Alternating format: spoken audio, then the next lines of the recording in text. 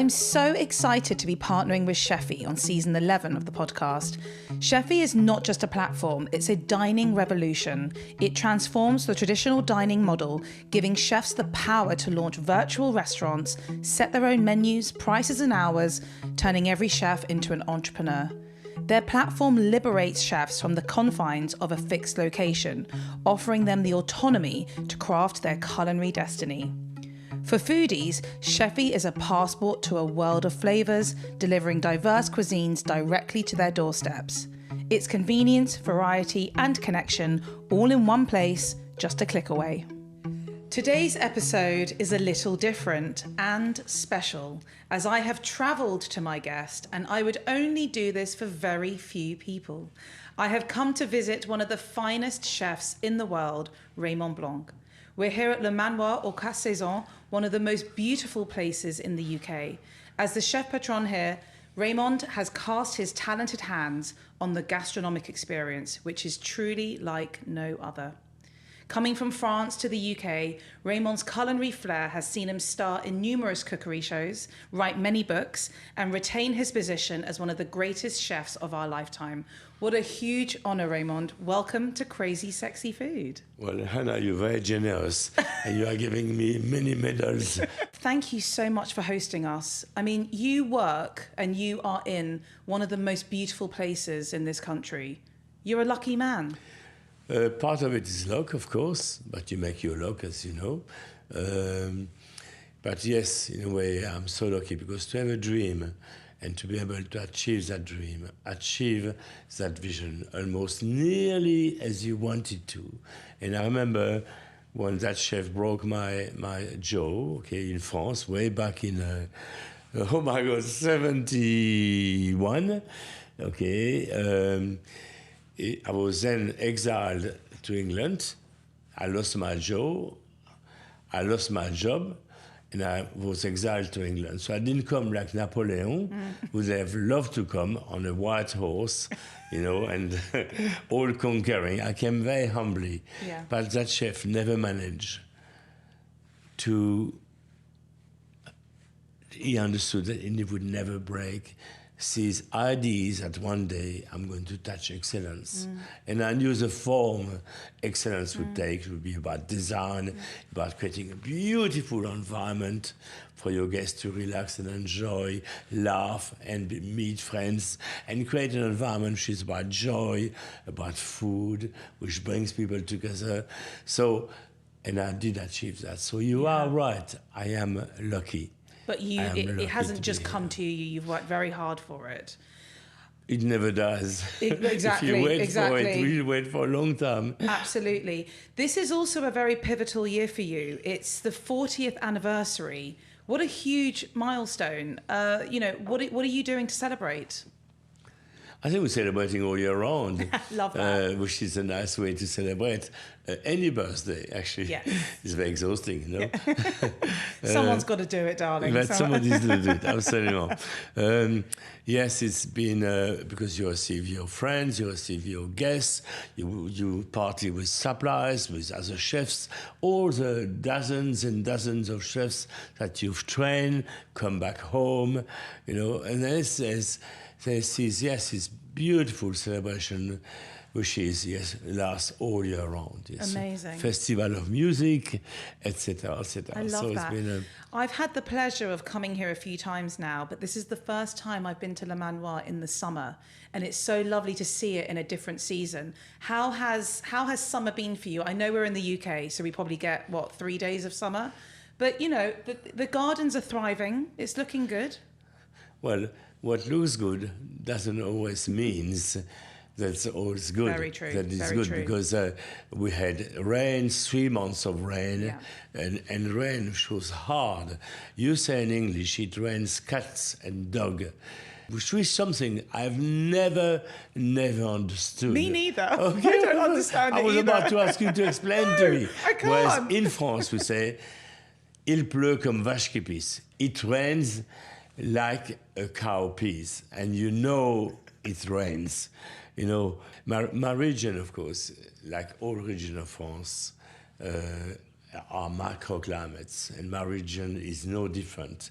Okay, it's close to Savoie, in the Jura, a very peasant rural environment, the biggest forest of Europe, okay, and mostly agriculture is the biggest industry, okay, and the agriculture means pigs and cows. So our gastronomy is actually very, very simple, okay. You have, imagine all this forest, okay, these pines and so on.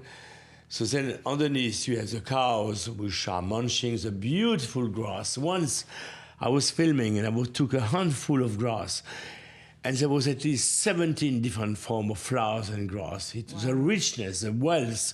So of course, providing a milk which is plentiful and the best possible milk you can possibly have. Equally, okay, so the cows produce the milk. Then you milk the cows and you make the cheese, okay? And you make the cheese, okay? You you ferment the cheese.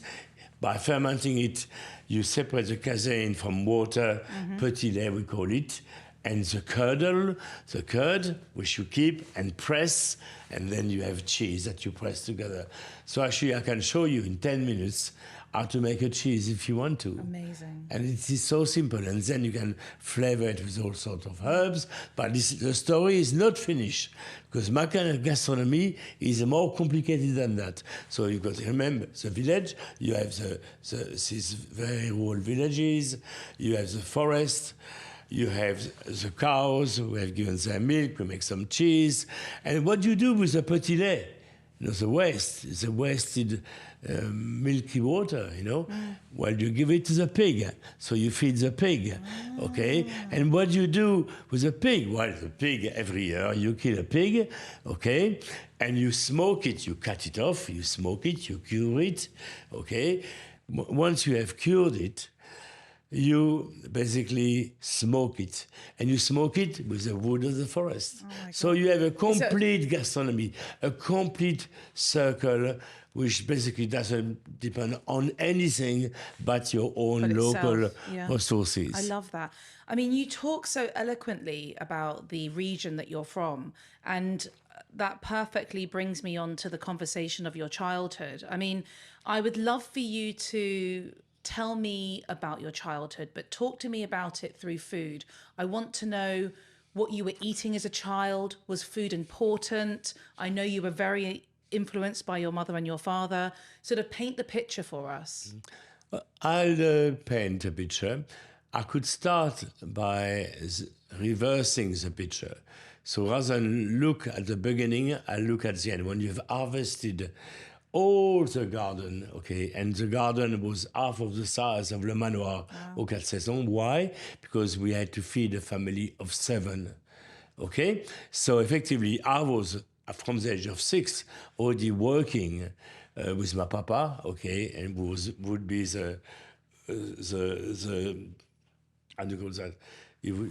So my father would be effectively the boss, okay, and you don't discuss with your papa. I always remember once it was raining and he decided to take a big clump of earth and make me taste it.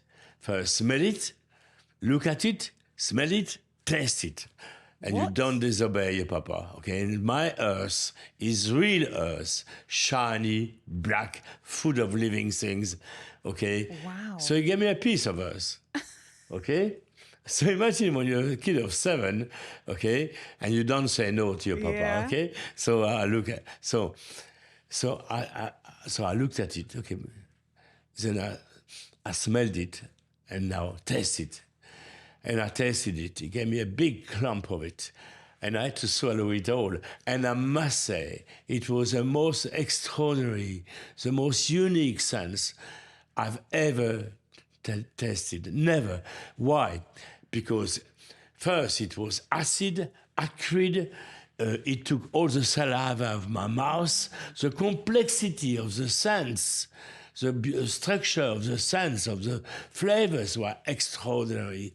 So acid, so bitter, sour, rich, gritty, of course. The texture would be horrible, and so I ate that hers, and I must say I didn't take great pleasure in it. And then I dare to ask my papa about 10 years after, okay, Papa, I understand why you made me look at the earth, because by looking at the earth, you can say almost what you can grow in it. For example, clay is sticky. Don't ever try to grow carrots into it. Not a good idea. If you see a land which is reddish, you have iron, higher content, so in big trouble here, etc., etc. But Papa, I understand, but why on earth did you made me taste it? And I understood actually that my father had a great sense of humor, because he told me that was a joke. Okay, so basically, but it's quite also interesting to know that a handful of earth contains as many micro elements than the whole world. Wow. And that's how rich and complex Earth is. Okay. So we must respect it. Absolutely. Okay, so that's what I do here. Yeah. Okay, so my childhood was very much shared between mostly little learning, because I was not very good at school, not very much. I didn't want to be, actually. I much prefer the vast forest. I don't blame you. Where you would get all the adventures. And, of course, so many adventures. I was rich at the age of 10. Because I would go with my friend René. You always go in the forest. Sometimes you would sleep in the forest because you would get lost. They were immense. We're talking about hundreds of square kilometers, with not one human being close. So sometimes you would get lost. So you would take a big bed of moss. You could draw it from the earth, shake it up of all of its living things, okay, and took another piece of blanket, turn it around, and you slept during the night. Your parents wouldn't be worrying. It was in the forest. Sometimes you get lost. It's all right. What Bad an incredible luck. childhood. Okay. Oh yes. The freedom. The freedom, absolutely. My father had given me. Actually, I thought my father was not a romantic man, and he was quite a hard man. He went through the war. He went through all sorts of things. Tough guy, okay? But I realized, actually, he was a romantic. And he gave me, for my birthday, a whole map of this forest with the wild mushroom, with the black trumpets, with the truffles, with the morels, with the wild asparagus, with all the berries, all what, the bois joli, everything, all these things that he would gather and sell, okay, and at the age of 6, and actually that was my first gastronomic experience. It was in September, end of September, and I had that big wallop of money in my pocket. And, felt so good. I felt so rich, And then it was the problem, it was 12 o'clock. And at 12 o'clock, a Frenchman gets very thirsty, you can feel his gastric juices running, okay? And if he and I passed by a restaurant called Le Poker d'As, I still remember it, a beautiful little auberge, and the smell were amazing coming out of that chimney, because it was extracted onto the street, of course, to tell the clients, come in, here you've got good food. Okay, so I came inside, and I was tiny, and I was by myself, and I looked about 12 years of age, okay, and I was already 15, and I wanted a table, so I could have a table, so very assured of myself. Okay, so he looked at my size, the maître d'hôtel. Yeah, 16. Oh. That's really interesting. But welcome, young man.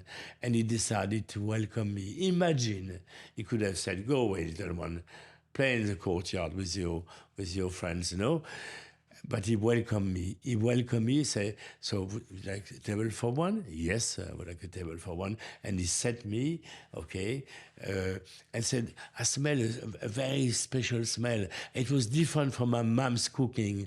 The layers, there was more layers of flavor, okay? And I discovered kidneys with red wine sauce, with Hermitage red wine sauce. Wow. So that's quite a sophisticated. But Yeah. we at my table we would eat brain, we would eat tongue, we could everything. The last thing we would eat was a fillet of chicken, the breast of chicken. That is for the strangers. Okay, you had all the other bits which mattered. Okay, so I just I said, I have kidneys. Can I have some wine with it? And that's quite interesting because at my home, we're not allowed to help ourselves, neither with bread, but we didn't have any wine. We had a bit of wine in a glass with a bit of water and sugar, okay? But no bread. Bread, my father would carve a cross onto a back of a huge 2-kilogram bread. And he was communist, so I didn't understand why he did a cross. But he explained to me one day, it is the price it takes. That's the respect you must give to bread. And until you earn your own bread, you will not be able to serve yourself. Okay? So it made sense, you know. Earn your bread. Well, so I decided I had my bread, your father. and I decided to go to that restaurant and spend some of my money, okay? And that sommelier was so lovely, and he sat me. So which one will you have, young man? Okay. And you're 12 at this point. Yes, 12. But no, but yes, and I wish I could look 16, but I didn't look 16. But he saw my interest in food. He saw my curiosity. He saw I was looking around. No, I've never been in a proper restaurant. So, because my father was working class, and you went in tiny little bistro, whereas that one was a bit posh, you know, and great food and beautiful food. And there was proper napkins folded. How was, when the dish came, was it incredible? Was it one of the best things you'd ever eaten? Before the dish came, the sommelier chose me, young man, I'm going to choose half a bottle of wine for you. So that's France, okay? I love this. It's all right, okay? Never mind, he could have been put in prison. I was about to say, that would not be happening in this day and age. He could have booted me out of his restaurant. Get out. Okay, but actually, he saw my interest in food, okay, and I've got something special. I've got a beautiful côte rôtie, Gigal. I still remember the day. And, okay, I will pour you a glass. And actually, I drank most of the bottle. I was a bit sizzled, okay? It was quite incredible. And the kidneys, when they arrived, they were placed on a ripilaf, and all the laid out on vegetables. So this plate was decorated beautifully, not like my mom would put it a big pot on the table, and the family house. The father would serve everyone. Okay, remember, you're not allowed to until you earn your bread to help yourself. Okay, father would serve. Okay, and I was totally spoiled, a bit sizzled. I discovered new flavors, new textures. The wine sauces, my mom did just some jus, the best jus in the world, 3-star Michelin jus. The best, just with water. She would never use anything else as a catalyst, because she would extract the flavor of the vegetables or the meat by browning it, and a dash of white wine or red wine and water, and you would have the most divine jus. You know, so really, so I always remember, because that was my first gastronomic experience, and I remember particularly that sommelier, okay, who treated me so well, because he saw my love for food, my wine.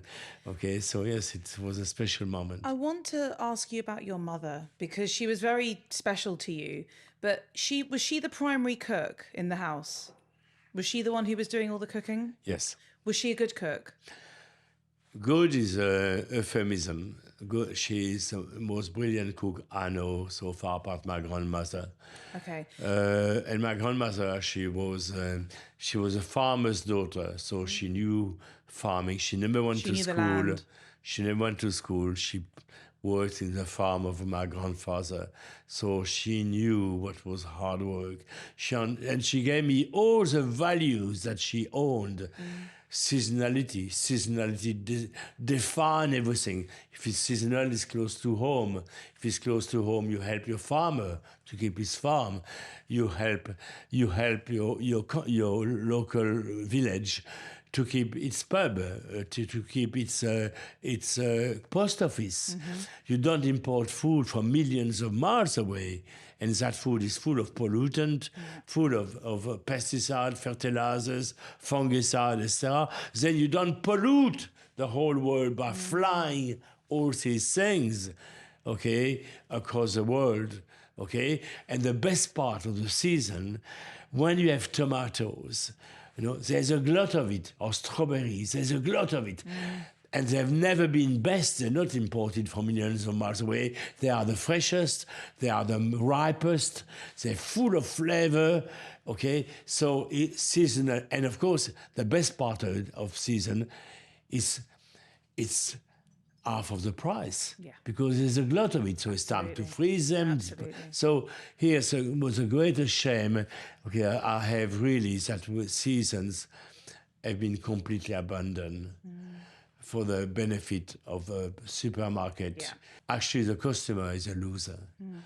Okay, both in terms of his own health, in terms of taste, in terms of joy of cooking food, preparing food, in terms of money, you lose everywhere. Everything. I don't know how many hundreds of billions there are in terms of ill health, okay, that there is.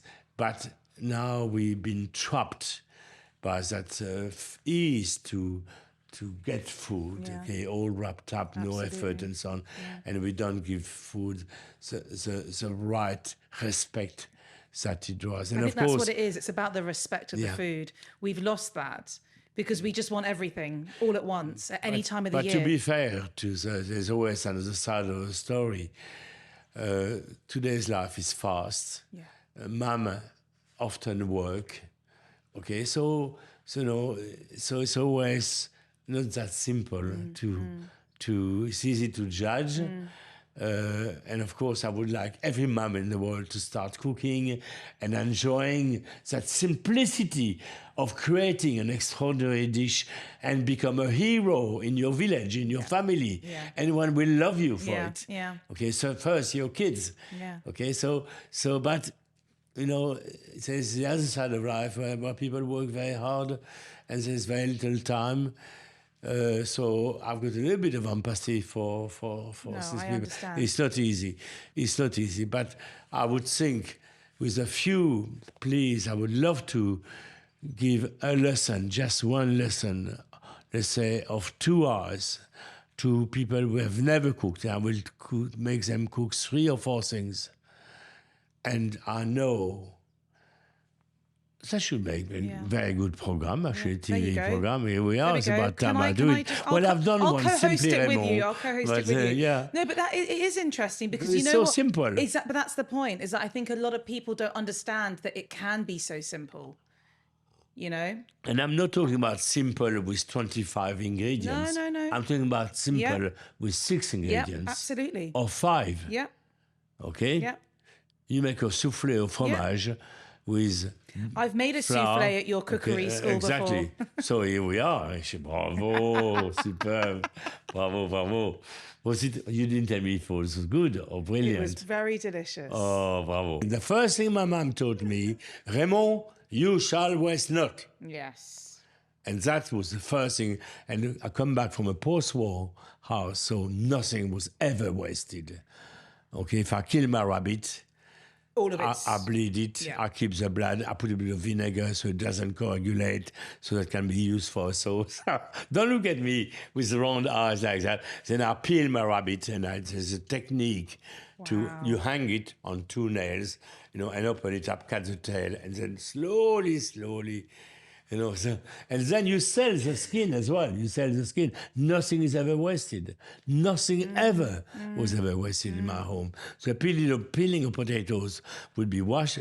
Potatoes would be washed, sautéed, Oh, never, ever anything was wasted. Brilliant. So that's what the values I've given to my team at Le Manoir Quat Saisons and at Brasserie Blanc as well, to ensure that these kids respect food. Yeah. And that's our values. The heart of Le Manoir is purity. It is, of course, no guilt. Yes. It's about close to home, all about close to home.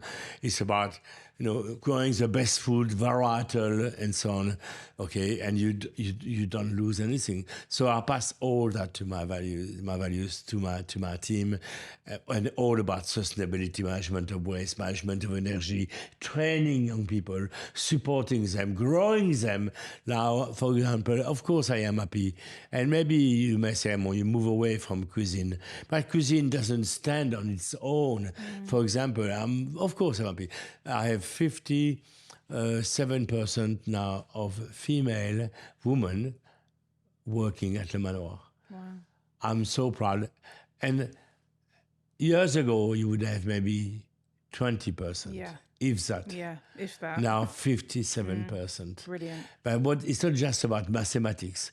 It means that I have, with my team, created an environment which is supportive, caring, which grows young people, gives them confidence, grows them, like a young plant, thoughtfully, carefully, where there's powerful creativity, there's joy, there's no fear, there's none of these elements.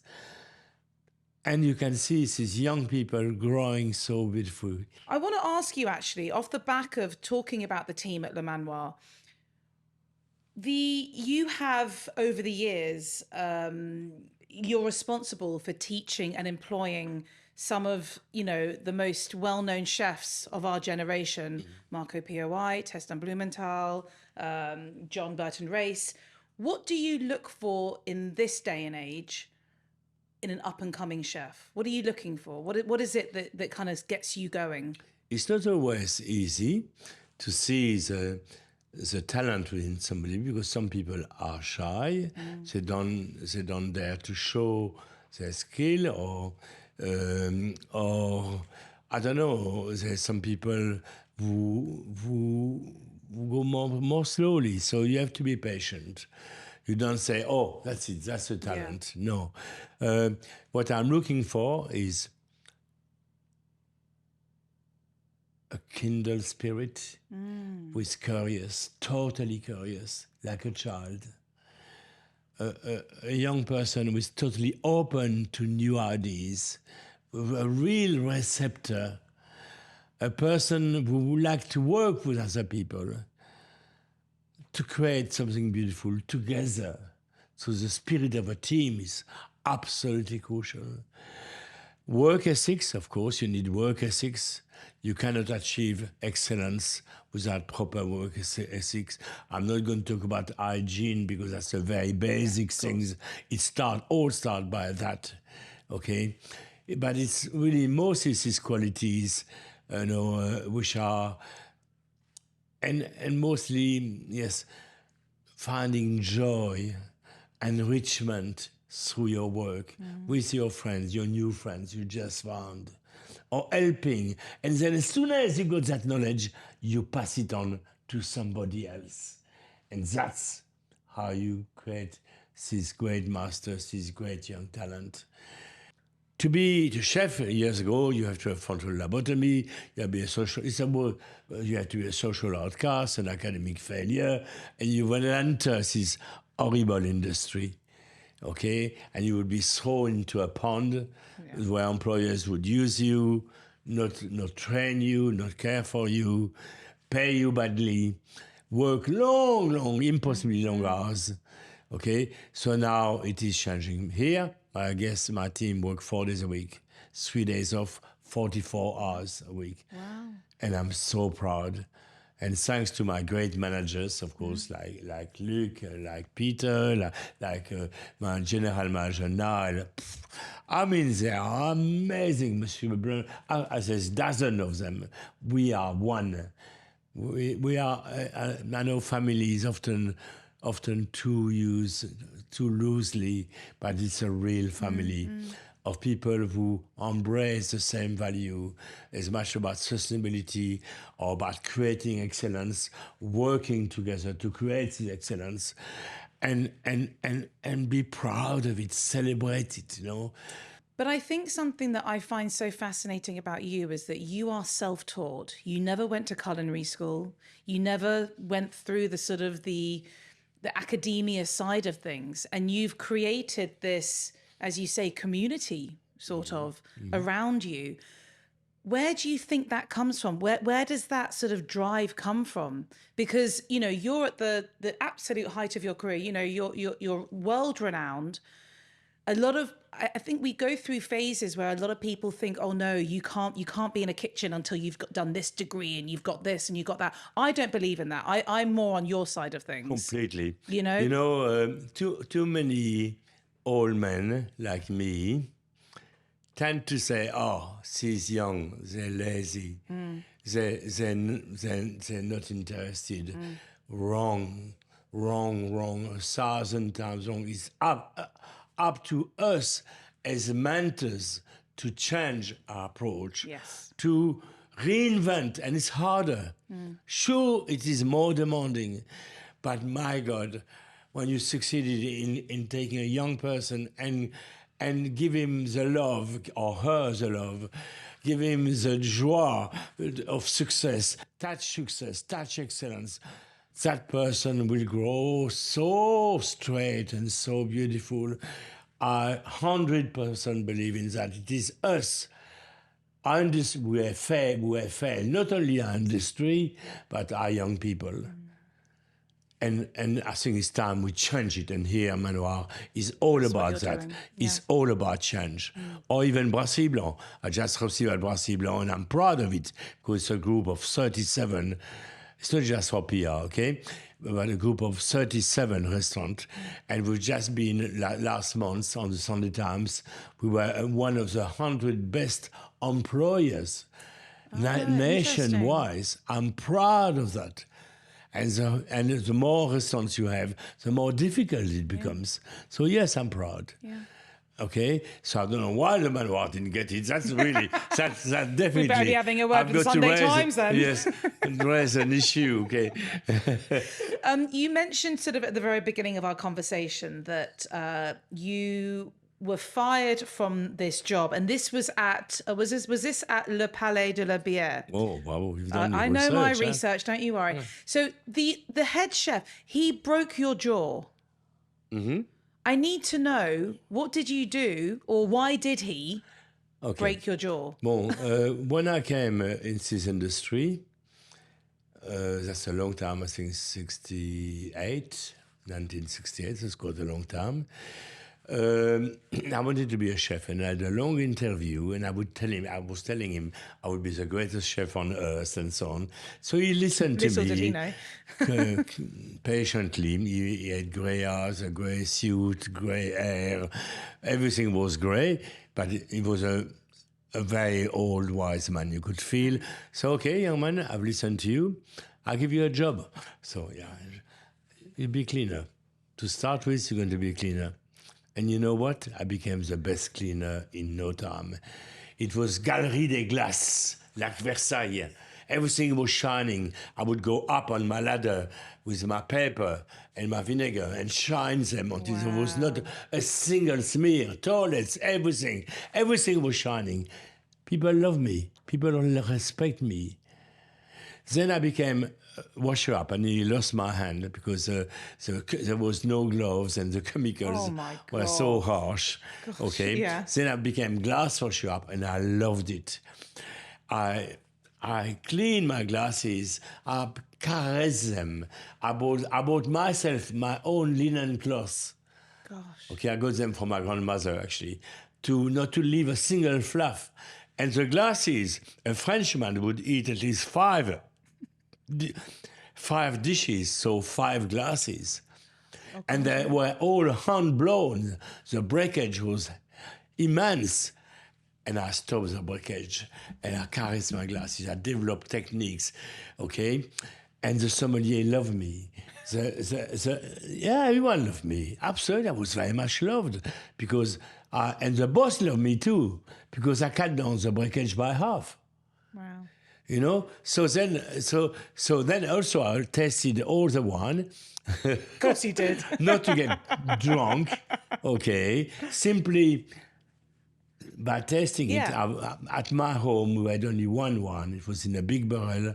It was cheap wine, okay. So I didn't know all these great wines. So I was discovering, and I was reading at night, everything, all the great master from Escoffier, Carême, all the great wine masters as well. So I was doing all these things at the same time, okay, and I would cook for my friends in the middle of the night. Food suddenly became my world. But I would never just separate food from the table, from the glass, from the wine within the glass, from the bread, the sourdough bread, the crusty sourdough bread which lays on the table, from the waiter who serves you. To me, the table is a complete ensemble. And I would like to talk to you about that 2 minutes, okay, at the end, okay? So effectively, I was loved by everyone. And in 6 months, I knew all my wines, my Pinot Noir from my Gamay from my Cabernet Franc, etc., etc. And I didn't become a drunk either, but I tasted every wine. Okay, that's a real talent. It was really for me. So then I became a waiter, and then actually, as a waiter, as becoming a waiter, when exactly I became as a waiter, I understood a great restaurant is made of a perfect ensemble of many different sections, and each person is in love and is good at what he's doing. And if those people come and work together, then you create an extraordinary team. I understood that I was about 18, 17. Wow. Okay. I wish more people understood that.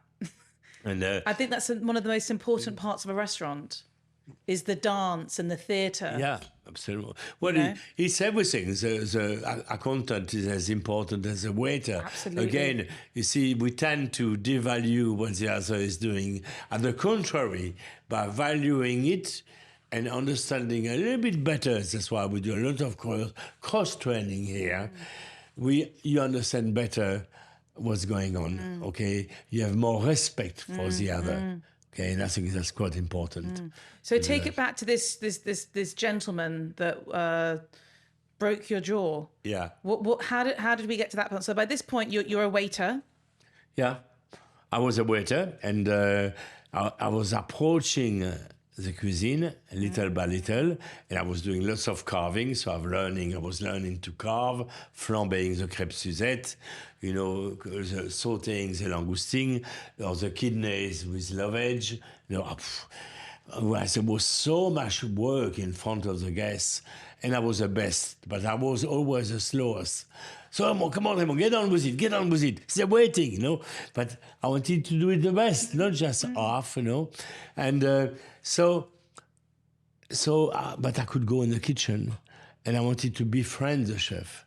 And I told him that this dish is maybe a bit too rich. So maybe it was not the best, but that's what I noticed. I love your confidence. Especially it was 1.95 meter tall Vosgien with moustache growing like that, with hands so big, and I saw him slamming a few kids. Oh yeah, it was violent. These kitchens were so violent. Goodness me. But I'd used to be beaten. You were beaten by your father, you were beaten by your first teacher, your secondary teacher, your first employer. That was normal. That was the way it was at the time. Okay, so... He didn't like criticism, is basically what you're saying. But anyway, yes, I could see he was... And chef, what about putting a little of smoked paprika, a bit of lime juice, a bit of verbena, No, I was trying to engage conversation the wrong way, completely the wrong way. And one day, as response, he took a copper pan, and he was a big man, and he slammed it completely full force in my face. Oh my God. Yeah, that's the way it was. That's the way it was. And on that day, and I was 2 weeks in hospital, and on that day I lost my jaw, lost my job. and you came to the UK. Yes, and here we are. Voilà, so yes. maybe there's I'm not saying that he should have done it, but we're glad to have you after all these years. Am I bitter? No. I learned exactly what not to do. And I saw so many other horrors in the UK as well. Okay, so, I think this industry deserve, a little bit of love and proper mentoring. And I saw it, and that's exactly what I didn't want to create. I'm going to throw the idea back at you, actually, for what you did, what you were sort of saying to him in the day. At the level that you're at, how do you deal with something like criticism? Easy. You know why? Because I lived with you, my beautiful English friends, for the last 52 years. And when you live with your English friends, they can criticize you, okay, and it's all right. Being in England, I have learned to laugh about myself. Ask a Frenchman to laugh about himself. No way. It doesn't exist. Okay, or unless he has lived in England for a long time, okay, I can listen whilst you speak. Of course, you ask me to speak, so I do listen. Have I interrupted you so far? No. Can you say it louder? No. Okay, well. So everyone at the back, he has not interrupted me. Okay, good. That is good, okay? Because I've learned not to. You go in France, everyone speaks. Whilst the other listen. How can you listen at the same time as you speak? And you can see this chaos on the table. When you put 6 Frenchmen around the table, everyone will speak at the same time. Radio, the same. Television, the same. That I don't know. Now I know how to lose. If I lose, France lose at rugby, okay, not football, huh? That's another conversation. At rugby, okay, I will say, bravo, you have beaten me well. Wow, it's a big improvement, eh? So I think I have a huge enrichment, and from other cultures as well, in my food, in my way to behave with people. And my mom always taught me, treat others as you would like to be treated. Absolutely. And that makes sense. So that's what I've tried. In despite of my passion, because I'm a passion man. Of course. So, but I've learned so many lessons, and I tried always to create an environment, a working environment, which is joyful, and it can be. If you see in my cuisine, or in the front of us, how calm it is. Yeah. The moment you arrive here, that's the first thing. That's the first thing that you feel. People feel happy to be working here. You can tell. Yeah, they do. I think as customers or whatever you want to call it, we're not stupid. We can tell when someone is happy in their job. Some vibes, you feel it. Of course, you 100%. The energy is and there. And you feel the opposite when the energy when they don't is like there. It starts from the first telephone coup de téléphone you give. You expect great things, and then you give that coup de téléphone, and then you hear somebody nice, but it's not what you expected, and then doubts start to be born. Okay, you take another same situation. You want to come at a Manoir. You heard so much about this place, and you decided to pick up that phone. You've saved your money, okay, and then you hear a voice which grows, a voice which wants to help you, a voice which is so generous, so kind, so immediately you feel embraced by that voice, and immediately when you've done your booking, you're going to tell 20 people. Yes. Okay, the others, you install doubt, and it will take a long time in the succession of experiences at Le Manoir, through the porter, through the front of house, through the reception, okay, to eventually to be reassured that actually that's the right place, okay? And that to me, and that's irreversible. From the moment you pick up that phone, it tells you. Sort of taking it back a little bit, when you did eventually come to the UK in the 70s, I'd love to know, coming from what you came from, which is this just the way you describe your childhood, sort of in these forests and everything, and the way that you were brought up and you understood food and where food came from as well. Yes. Talk to me about what your initial thoughts were when you came to the UK and what the food scene was like. Well, I saw it in your face. I saw it in your face. Well, That's why I have to ask you, because a lot of people don't realise, in the 70s, the UK was not where it's at now. Definitely not. No, it's been an extraordinary change and revolution. Incredible evolution. British revolution, Yes. okay? Well, when I came in, I remember particularly this moment, because I wanted to take an English ferry, okay, to first-hand taste British gastronomy.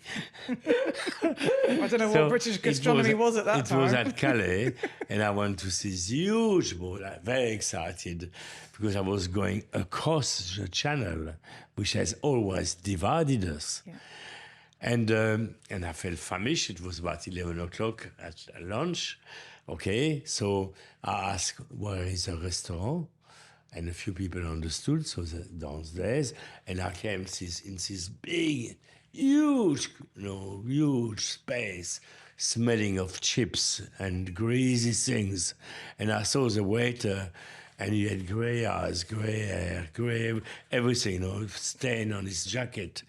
I said, oh, not very good first impression, as you know. Yeah. So then I took the menu. And my English was very, very poor, okay? So I saw something I recognized, fish and chips. I said, I want fish and chips. Can you please? So, yeah, okay. So he came out with the order, and he came back 2 minutes after with the fish and chips. I couldn't believe it. 2 minutes? No, normally. So, and then I could smell it, because 5 meters away, I was starting to cough. Because there was so much vinegar on that damn fish. I was coughing my lungs out. And I looked at the fish, and to my horror, the fish was rectangular. And for me, I always had the fish which had a head, a body, and a tail, but not here. It was rectangular. Yeah. And the chips were brown and soggy. I said, soggy? Oh my God, where the hell am I going? Where the hell am I? Which culture I'm going to? I cried for my mom. I bet you did. And I knew I was about to enter a world which would be very, very different. Yeah. And it was. And I remember the first cafe I entered, it was, I don't know how you call them, it was had a plastic tomato. And it would look like a French bistro. It was red. How do you call it? A plastic tomato? Yeah, ketchup? No. Oh. Yes, but it was a plastic tomato. Oh, I know. And you squeeze it? No, yes, it's squeezed. I know. Oh, God, yes. And so I went in that bistro, okay, so I was expecting to have a steak or something like that. Yeah. But nothing all was frozen. And you had to squeeze that horrible plastic. It went all over the plate, God, and... expecting a bistro, you've got this horrible thing, so, oh, la, la, la. It was scary. It was scary. Oh, and the first moment, actually, the worst scary when it was a beautiful inn, the Rosy Vive, a beautiful inn, and I entered the wrong place. Instead of summer day, I discovered the beauty of Great Britain. There was a home bridge. They called New Bridge because it had been redone in 1350, and the Thames passing by. But I took the wrong entrance, and I came in the restaurant, but the service was finished, and suddenly I saw from the back a tall man with a tall blonde hair, and he was doing something with his hands. So I was coming from where, and I couldn't see, and he had trousers up his ankles, like that, black suit, and he was doing something with his hands. So I went around to see what he was doing, and to my horror, he was mixing 2 old trifle into one. Okay. And he took the piping bag with his handful of crème pâtissière, and then delicately, with a stick, he took a cherry tomato. And artistically put it Stop on. it. I'm surprised you didn't get back on the ferry back to France. No, I wanted to know more. I must be a masochist. Fascinating. Yeah. You eventually open your first restaurant after sort of taking over other bits and pieces, Quat Saisons in 1979. You won your first of 2 Michelin stars there. I'd like to ask you, what do the Michelin stars mean to you? And do they change the way that you cook? I'll tell you a story, a short story. Okay? Michelin means, of course, a lot to every chef, because they often define the standards of a restaurant, and quite accurately. But and I don't want to tell you which paper, but a journalist, top-end journalist, asked me, Monsieur Blanc, why you don't have your 3-star Michelin? And I lost it. What do I care about Michelin? I don't work for Michelin. I work for excellence. And if I have excellence, if I touch excellence, and if I have a 3-star Michelin, okay, great. But I'm not a mercenary. I don't work for Michelin. And actually, lots of young chefs should listen to that, because that's how you ruin a life. You don't work for stars. You work for beauty, the best produce, the best teams, the best of everything. Yes. And there's so many young chefs who are totally devoted and ruin their life, okay, because they choose to work with Michelin, for Michelin. And Michelin, I'm sure, will agree. And I have a huge amount of respect for this guide. And it's probably the most professional and the most global as well. Mm-hmm. Okay, and they've kept this, but still, I would never work for Michelin. Yeah. I work for excellence, to touch excellence in every form. Choosing a painting, a beam of light on the painting, a beautiful Pierre Frey tablecloth, choosing the best tomatoes, the best of everything, that's all.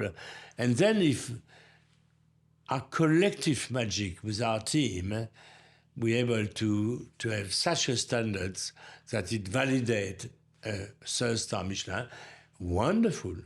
But am I going to cry because we don't have 2-star Michelin? No, my restaurant is full, lunch and dinner. That's all what you need to know. Yeah. And my team is happy. We have a high retention of our team. The health of the team is brilliant. So I'm a happy man. Of course, we can always do things better. I'm a complete idiosyncratic person, so I always go for the detail. I love idiosyncrasy. Mm-hmm. So, but you will always, of course, have things, like this tomato. Look at that, That's good. And because there's, again, too much water here, and it's in a hot house as well. Yeah.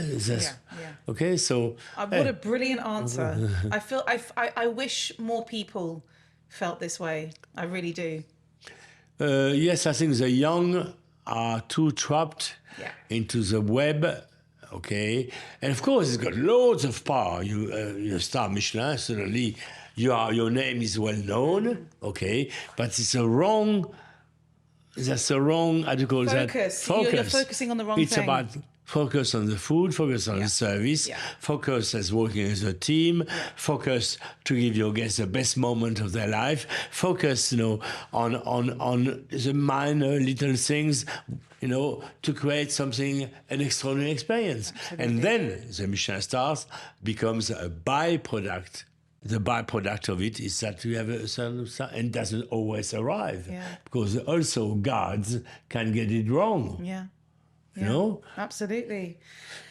When you are away from work and you're back at home, what do you cook? Okay, I'll tell you one thing. When I come home, it's my Natalia who cooks. Okay. She chooses to cook. Okay. Because she loves me very much. And what do you like to eat at home? Simple food. Simple food. When you've tasted highly complex flavors, layers after layers, and you've tasted so many times, believe me, when you come home, you want a simple soup, a simple tomato salad, a beautiful pasta, you want with a lovely glass of Pinot Noir and a big smile, which I always get. I'm lucky. Aww. I'm very lucky. Aside from your own, where are some of your favourite restaurants? There are many restaurants. I visited two lately, two French actually. That's interesting. I visited Racine. Yes. Mind-blowing. Okay. And I'm not easily impressed and I know rustic food, okay, but mind-blowing. The ingredients, the simplicity, there's nothing harder than to create something beautiful and simple. But he did, with his team, they did an amazing experience. Okay. As well, two French restaurants, I'm sorry, but there's a few English ones. That's okay. And a few Italian ones. So then, as a French restaurant lately, I have loved very much as well Josephine Table. I knew you were going to say that. Are you talking about Claude's place? Claude. Yes. Claude Bossy. Yes. Was really, it's so nice to see the revival of proper, authentic French food. Italian, always loved. Locando Locatelli. Really, I love Giorgio. Giorgio is immense, lovely team, always generous. What is marvelous, what I love about London or England, because the gastronomy now of UK goes beyond London. Now it's not concentric like it used to be. Mm-hmm. It's exploding everywhere, all over the place. It's very exciting, actually. It's amazing, amazing. In the south, Michael Caine now has done his castle, and so on. So there's so many. It's great to see these young British chefs with so much craft. They went through all the hell of being mistaken, going through fusion, through molecular gastronomy, etc., messed up a bit until they found themselves. And now they are exciting young British chefs. Exciting. I agree. And creative and open to new ideas. And now produce now is that important. A British young chef now is connected with his own terroir. He reconnected with his own values that he had lost for a while. Now, full on. But before we finish off, I have to ask you a very important question. What is your legacy? I don't take myself seriously about legacy, because as soon as you're gone, you're a firefly, you pass by, And what you want to do is to leave something beautiful behind, which can be passed on to somebody else. And that you've done well if you can do that. So that thing, like my job here is to prepare the Manoir beyond me. Okay? And that's my job. I finish my conversations with a few quick fire questions. What is the craziest food you've ever eaten? A number of them. Eel it was in Japan. Okay. he brought in a huge glass, immense, with thousands of little eels. And then she took a little net and she fished dozens of these little eels in each bowl. Okay. And they jumped a bit. But to make them jump more, they put a little bit of sake and rice vinegar. So they were really jumping. And you had to eat them like that without chewing. And the celebration was in your stomach or in your esophagus. Jumping. This is the best answer I've ever had. Jumping. But I've been in many places. I also remember South Korea, where they smashed octopus, slices, alive, smashed it dead, slices, a few tentacles. Then, about that thick, so the how do you call that? Oh, the not the suckers. The the suckers were still alive, and they put some sesame oil on the top of it. Okay. And you have to chew that and swallow. And if the suckers stuck to your pipe here, you've got great chances. It gets stuck in your esophagus. Yeah, of course. Wow. That's happened very often. Okay, you know what? That might be one of the best answers I've had for this question. Okay. But there's 3 more, but anyway, leave it. What has been your most memorable meal? I'm so lucky because I had so many great, memorable meals in my life. I've been totally spoiled. I suppose that's a payback if you're a chef. But the most memorable meal was at L'Oiseau. L'Oiseau was this great chef who decided to take his life, Bernard Loiseau. He was a great friend of mine, okay? And he cooked a daube de boeuf, which even my mum couldn't do as well as that. All the flavors melted. There was richness without being, fatty. There was depths of flavors and layers and layers and layers. You could taste fresh grape juice, as much essence of red wine into it. You had the first little girole, just pan-fried with a little bit of parsley and garlic. The color of it was a perfect still life to start with. And you just took your spoon and that's probably one of the best meals of my life. Or I could say definitely my sense of tomato, but that would be how would you call it? Self-publicizing. Yes, but that's okay. We don't mind that. Okay. We don't mind that. So come at the Manoir to have it. I can't believe I'm about to ask you this question.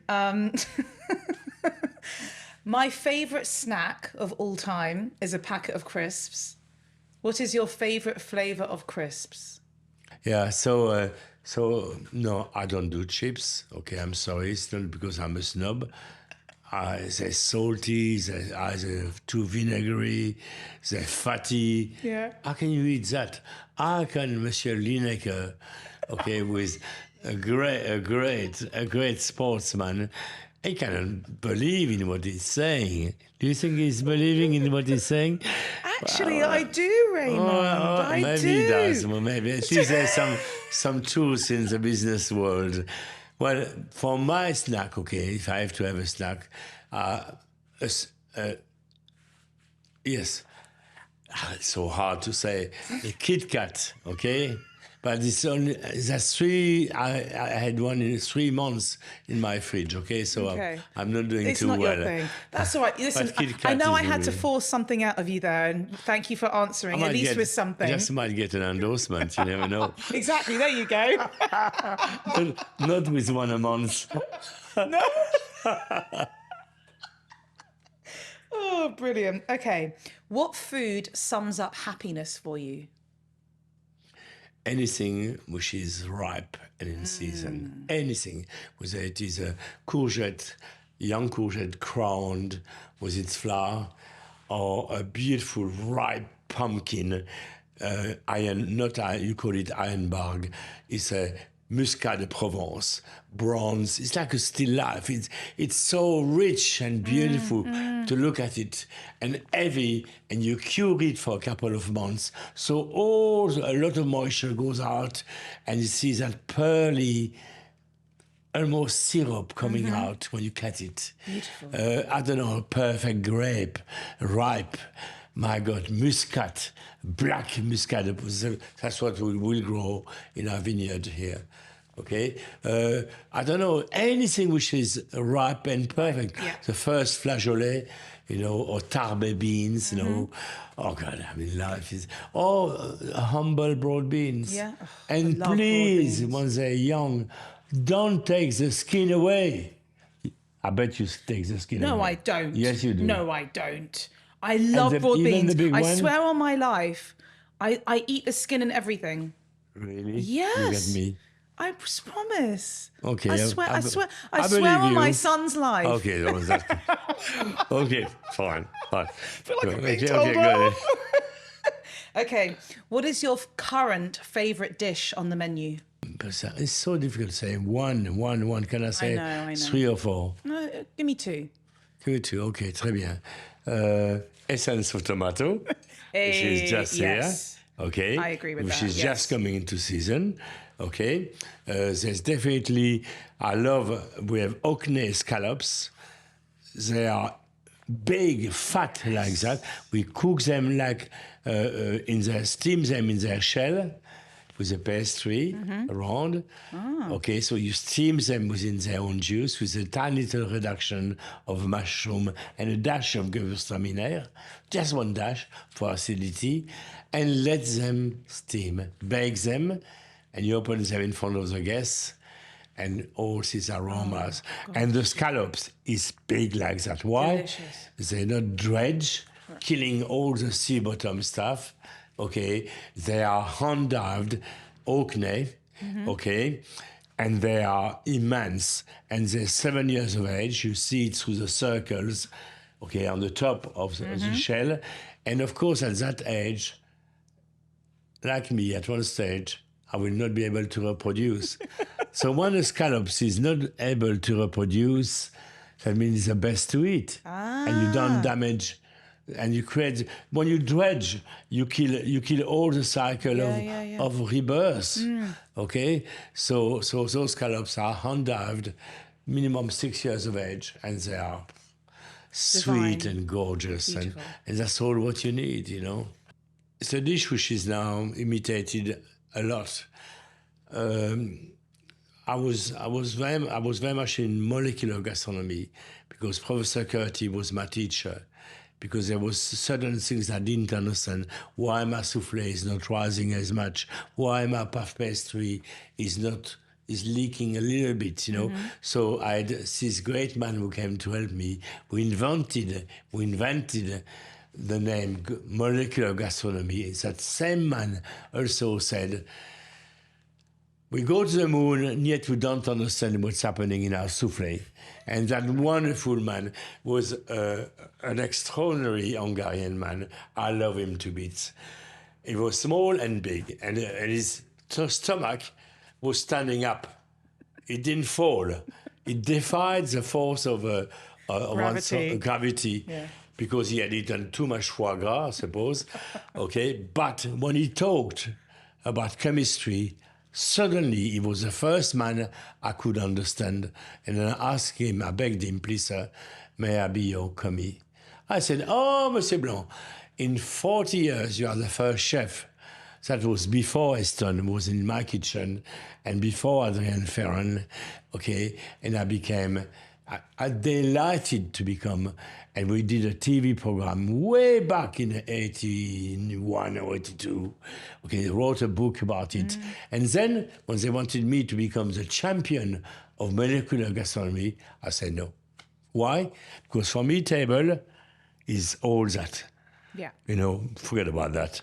But, that beautiful dish, that wonderful La la la, ooh la la la. look, he's going, you know, oh. you know, a beautiful jambon, ham and mustard. Okay, with a proper French mini baguette. Yes. Okay, it is a glass of wine. There's all the table, the friends around the table, and nutrition and science are part of it. And from the moment you take any of them, you take science out of it, of this perfect ensemble, what you have done, you have created a fashion that belongs here with everything else. The friend, the bread, the baker, the hands who made the eggs, okay, etc. It's all of that. So that's why I moved away.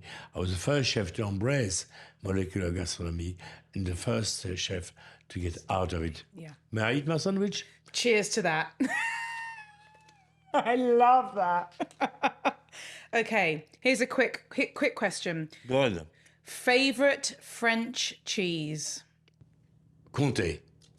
Comté. Well, you're from the region. 1,000 times, yes. And from my region, okay. Comté cheese, definitely, because you can prepare it in so many hundreds of ways, and it's a great cheese. And the whole story, about this Montbéliardesque cow who creates his milk to die for.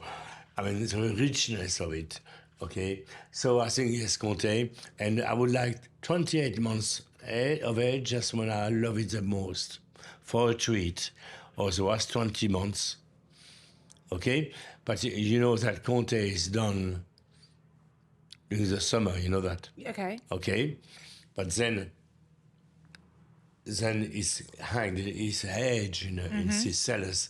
Have you been to a cellar which makes Comté? No. It's beautiful. I'd love to go. Oh, it's I will give you the name. I will give you the name. Yes, it's rough. It's in the mountain. And my other cheese, definitely, I love Saint-Aigure. Always love it. Yes. That it's beautifully creamy and persillé, not too strong, not as acidic as Roquefort. And Roquefort is a good cheese, but I found, and it goes with so many dishes as well.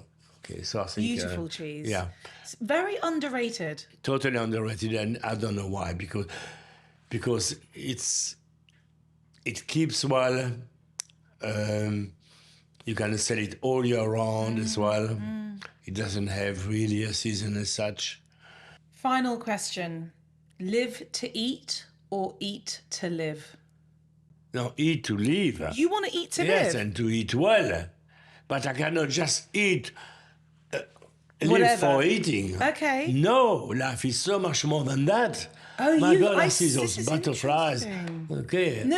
Yeah. The reason why Yes. I love this question, it's not just a simple, boring question, No, actually. It's no. quite philosophical. Yeah. And I like the way you've interpreted it. Yeah. Simply, I want to discover everything else in life, and there's not just food. Okay. Look, you are an interesting person to talk to. So I'm not flirty, huh? Darling, you can flirt with me. It's fine. Don't worry.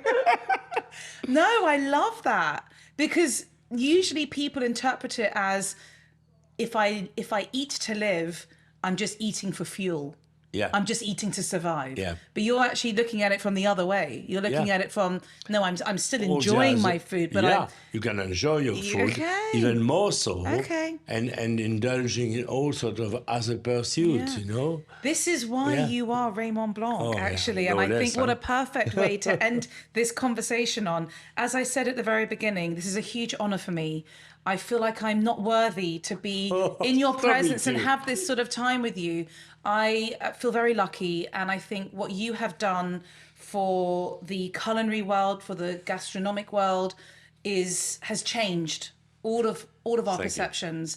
And what you said during the conversation is that I hope that the younger chefs of today and tomorrow continue with this mindset and not the mindset of achieving awards and this and that, and taking it back to what food is all about. Because there's more than that. There's It so is. much more. It is. If you care to be curious, you will discover all sort of things hidden under the stones, which Absolutely. will give you so much joy. Absolutely. Raymond, thank you so much. Merci. Hannah, it's very difficult for me, I had to For wake up French, this French, morning. I know. Hannah, God, it's so complicated. Why? You're going to ask me to change my bloody name now. Until next time. Thank you for listening. If you love what you hear, please subscribe and review. Don't forget to follow me on Instagram @CrazySexyFood. Until next time, bye.